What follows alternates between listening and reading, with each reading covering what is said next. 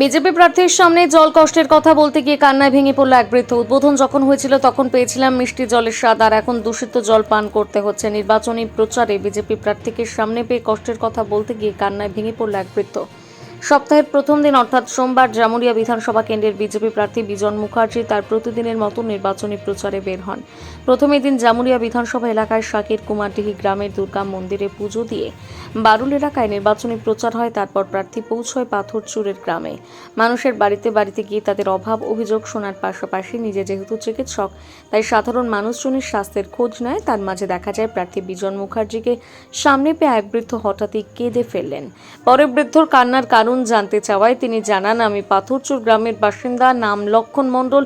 দীর্ঘদিন ধরে আমরা গ্রামবাসীরা জল সংকটে ভুগছি।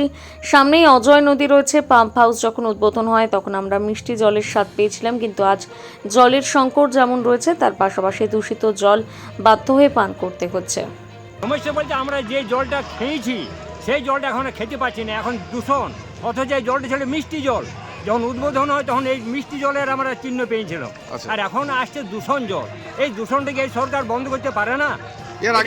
এর আগে সরকারকে জানিয়েছেন? মানে যে সরকার তো দেখছি, সরকারকেও আমরা বলেছি, প্রতিনিধি বলা সত্ত্বেও কোনো কাজ হয় না।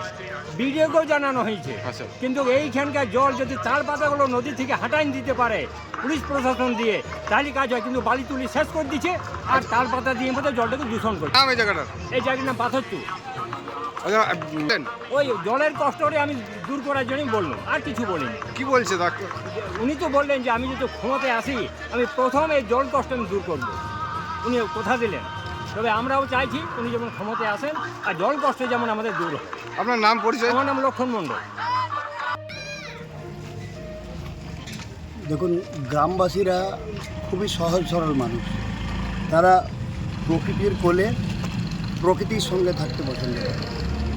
কিন্তু আজকে এই যে টিএমসি সরকার রয়েছে, প্রকৃতিকে তো কেড়ে নিচ্ছেই, সঙ্গে মানুষজনকে প্রতিনিয়ত বিপদে ফেলছে।